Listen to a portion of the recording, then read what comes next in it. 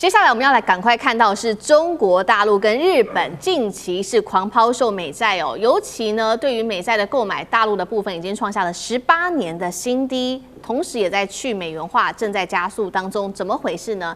另外，今天也會來關心到的是美國內部的問題，尤其是在夏季的消費季要大降溫。現在專家也說，美國正式進入所謂的 K 型經濟會持續的擴大，同時會陷入內需的失速跟債務危機當中嗎？今天就這些議題會一起來做關心。我們要特別來關心到，是因為呢，美國的這個經濟的危機在夏季現在有可能擴大，而且 K 型社會正在逼近。來自於專家的說法，原因是因為呢，川普現在持續的推，也最高金額達到1660億美元的這個關稅退稅，確實是有把這些關稅退給一些企業跟消費者，被視為史上最大的一個刺激政策，金額是最多的。但是呢，現在一直在施行之下，可以看到效果正在逐漸的消退當中。來自於多位經濟學家跟零售高層，他們都示警了。雖然說拿到了這些錢，但是這個刺激效果現在看起來已經明顯的在降溫，消費動能他們特別提到了，在夏季的時候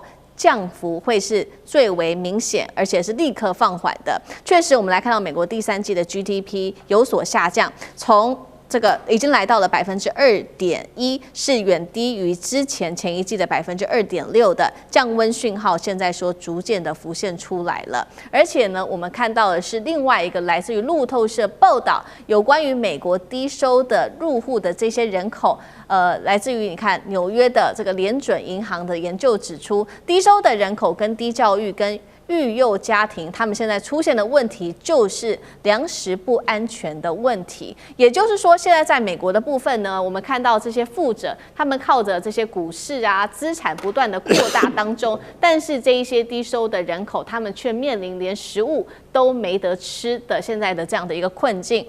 所以我們看到美國消費者信心在5月份可以看到已經出現了数字統計是大幅下滑，而且有70%民眾現在是在縮減開支當中的。尤其看到油價的部分受到的影響非常的大。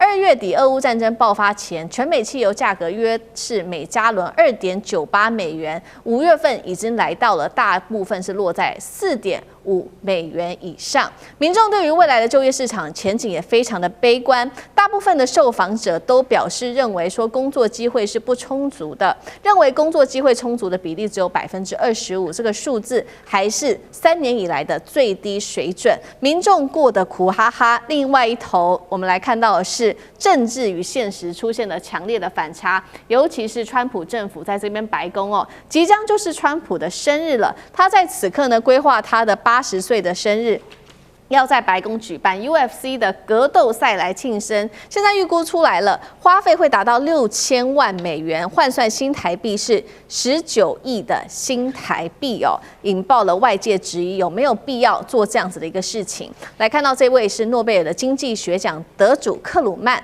他就痛批了川普，並且他也拿普丁來做比喻。他說：“我們知道普丁用數十億財富自肥，但他並沒有直接從國庫拿走。但是他說呢，川普是直接最明顯腐敗的一個領袖，也不演了，直接就讓民眾看出來。節目一開始要請教聶老師怎麼看？尤其是這個夏季消費會不會失速？因為這些專家是做了一個這樣的一個示警，還有美國 K 型化的社會是否導致明顯的階級跟生活分裂，聶老師怎麼看？好，先講一下，去年7月9日6月14號，這個你知道這個 One Man Show 啊，這個川普他喜歡秀，就開始來一個大遊行，就大家就散步這樣，他在秀他的這個 muscle， 覺得他們的軍事實力夠強。這川普要表演，那他今年80歲了，大概他又要秀了，很快他的生日要到了。現在我要特別先在引用這個 Krugman 這個人講的話。Krugman 是誰？我不知道你知不知道，請去爬文一下。2008年唯一一個人得獎，很多的諾貝爾經濟學獎是2、3個人得的，他是一個人得。他為什麼會得？是在金融海嘯，他預估到很多事情。當然預估有另外一個很重要的這個虛了，我先不講這個，講 Krugman 當時覺得要解救啊金融海嘯，有一個最重要的問題就是刺激內需。刺激內需這是什麼？這就是凱恩斯所講，他是凱恩斯的忠實信徒，因此2008年金融海嘯得諾貝爾獎 Krugman， 他有指標作用。他今天講了，他是最明顯腐敗的領袖。為什麼？你完全破壞了經濟學基石，我們學經濟都知道供需平衡。你有商人利益，商業跟經濟不完全 match 哦。經濟是基礎，商業是在base在經濟上所做的行為。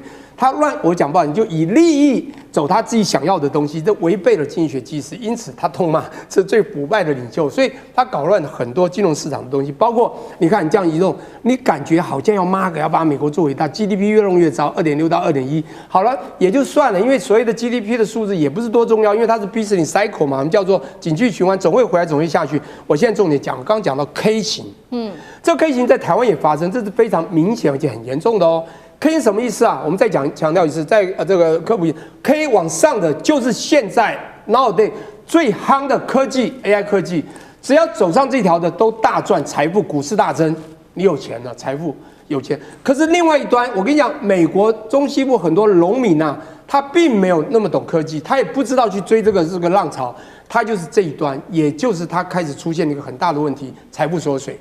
那剛好川普就把世界搞亂，通膨上升。那你知道我們所有東西都應該要這個物價平整，所以你如果是實質財富，它更縮水，那這個慘了。我跟你講，這時候農民你知道，他好像感覺他生活有便利一些，因為很多的 AI 的 gadget 出現，對不對？他想 AI 科技的生活便利，可是他們現在慢慢會忍什麼財富縮水的經濟苦楚。我覺得現在我們講川普帶進的就是這樣的一個情況，因此我覺得不久將來了，川普如果還繼續下去，我覺得他也就是剛剛講的，民眾會越來越不能接受他的做法，即便是原來你要 make America great again， 要保護主義，要保護我們，要讓我們更好的接人，原來這麼喜歡，甚至他的粉絲可能都會跑掉了。因此，我覺得你說期中選舉就要到了，到底會怎麼樣？如果還是這樣子走下去，他機會應該不大了。好，那同樣的問題，李將軍有怎麼看？美國川普去年提出所謂的大而美法案，開始實施退稅，那平均退稅的金額是$3500美金，可是這$3500美金是平均，不是說每個人都有。可是如果說這個收入比較高的前1/3，它的金額大概獲得所有退稅的13%這麼多，是比較多的。那後半段的这種後半段的1/3，它平均退稅只有退稅金額的6%，很明顯嘛，就是說，因為我當初就是因為我的收入比較高，那我收入比較多哈，所以當然我退的錢就會比較多。那我收入比較少，我當然退的金額比較少。所以說，對於生活在這個中下階層的這些民眾來講的話，這些退稅的金額對他來講並不是很高的。那這是第一個哈。所以為什麼會有 K 型化，也就是如此。當然我有錢，我不在乎這個，那我拿這個錢會幹什麼？我退稅錢，我去買股票啊。對不對？我股票以後，那最近這段時間股票大漲，他收入更多哈。那當然窮苦人家來講，他退稅的金額就本來就比較少，那他為了應付生活來講的話，他必須就要支出。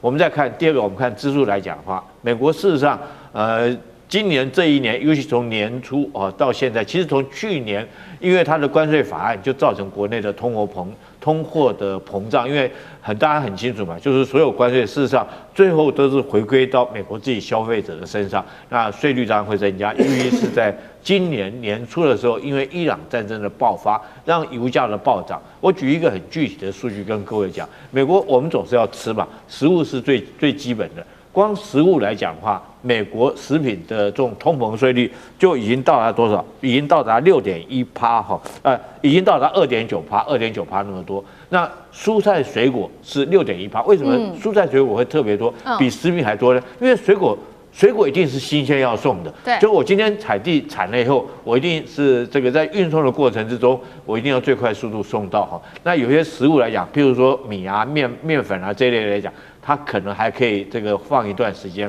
那新鮮東西一定要立刻就送。那為什麼新鮮東西反而會比較漲比較高？因為牽涉到油的問題，你這個油價就上漲了嘛。尤其是最多這些通膨脹倒不是說是零售商他要去漲價，而是因為它運輸的過程，將這食物從產地送到消費者手上，這段運輸的過程之中才有的漲價，那逼得包括食品就漲了2.9%，蔬菜就漲了6.0%。所以說對於消費者來講，當初你發的那些退稅錢，我很快的慢慢就用完了。第二個就是美國來講，消費的習慣，我們都知道有一句話叫做早買早享受，這個晚買享折扣哈。這個當然美國人他沒有什麼儲蓄的習慣，所以一旦這個通貨膨脹，一遇到通貨膨脹或者是這個油價上漲來講的話，對他來講生活馬上就會面臨很大的負擔，因為他之前沒有別的儲蓄。那如果靠這個原來退稅的這些金額，很快這些退稅的紅利很快就這個用完了哈。那在這種，所以我認為說是夏季的消費慢慢就會失溫。那美國的 GDP 往往都是靠民眾家庭去消費，你才有這個 GDP。當民眾消費力減弱來講的話，當然美國的 GDP 也會跟着下降。好，我们剛剛看到的是前半段是這個美國自己內部的經濟狀況，還有整體的這個消費狀況，預計在今年夏天會出現比較明顯的一個放緩的趨勢哦。對於經濟的重擊，接下來還要再做持續的觀察。那另外一方面，我們也把這格局再放大，因為呢，其實整體看哦，美國的赤字一直在不斷的放大當中。尤其剛剛我們上一段談到的是說，美國現在正在退稅嘛，退稅一部分又增加了美國的赤字。而現在美國面臨的問題就是它的國債本來就已經很高了，39兆美元，還要加上呢，每一年竟然這個利息高達了1兆美元，財政現在壓力非常非常的大之際呢，美國想要賣它的美債，但是我們看到這些重要的重點國家買美債的重點國家都開始拋售美債。首先看到的是日本，日本減持的美債資金477億美元，再來中國大陸降到了6523億美元，這個數字其實是2008年以來最低了。而其實從去年初開始，大陸持有的美債就已經暴減幅度高達了14%。現在要擔心的事情還有10年期的美債殖利率升破了4.61%，一旦突破了5%，就是一個非常嚴重的警訊了。那光是3月份外資單月持減美債金額超過了1000億美元，難道現在這些國家也不再信任美債了？美國霸權受到影響嗎？賴老師怎麼解讀？當然受影響，巴菲特都提出警告了。巴菲特都認為美元很有可能會崩解啊，所以事實上各國都在做這種避險啊，尤其是大國。你想，中國大陸一個經濟體這麼大，人口數這麼的多啊，而且它的這個海外資產已經超過日本，這個對日本來講衝擊很大。日本的日幣成為避險貨幣都已經地位都動搖了，因為當中國的海外資產超過日本的時候，日本在過去它的日幣可以成為一個避險的這樣的一種地位，它本身就開始往外動搖的情形下，你想日幣一直在貶值，日幣怎麼去挽救它的貶值？當然它必須要介入它的錢從哪裡來？從美國這邊來，那從美國這邊來，當然就開始在拋售美債。可是拋售到美國受不了了，所以您看到，當貝森特要去北京啊，去跟川普會合啊，去進行國事訪問的時候，他先到日本一趟。到日本一趟，他的目的在哪裡？就是告訴日本不要再賣了，你再賣我也受不了了。所以很明顯的就是，事實上對日本來講，他要救日幣，他要賣要在賣美國政府的公債。中國大陸是有計劃、有節奏的，一直在穩定的賣掉美國政府的公債，原因在哪裡？原因就是這是一本賬嘛，這本賬美國事實上政府破產的可能性很高。我們就拿2025年來看，2025年才剛去年嘛，那今年情況看起來更糟。可是去年對美國來講是好年了，美國在去年的時候，它的稅收啊比過去還多5點多啊，就5點多萬億，5兆多美元。5兆2350億美元，這麼的多。可是你知道去年它的政府的財政赤字是1兆7000多億美元了。也就是說我的收入這麼的多，結果我的開銷更大。對。那這是發生在去年，今年又有戰爭，那它的開銷更大了。可是問題就在於美國政府的稅收每一年，您剛剛講的要支出1兆多美元。那因此美國政府要怎麼減少它的利息的支出？它必須仰賴的是聯準會的降息，可是現在的聯準會已經說降息跟升息是各半了。過去是我們從來沒有聽過升息的聲音，只有聽過降跟什麼時候降，降多少。現在已經告訴你說，我不但可能不降了，而且還可能會升息。原因在哪裡？失業率在增大，通貨膨脹沒有減少。那對於美國的聯準會來講，經濟過熱，要怎麼去剎車？怎麼可能再降息？當然要升息。一旦升息，那美國政府負債的就更大了。也就是說，美國政府的財政的缺口就會更大。那缺口更大來自於哪裡？醫療不能減，社會安全支出不能減，債務的利息不減反增，再加上軍費開始又擴大。你說美國政府有沒有可能到今年或者明年陷入危機？那你如果是大國，你要不要做避險？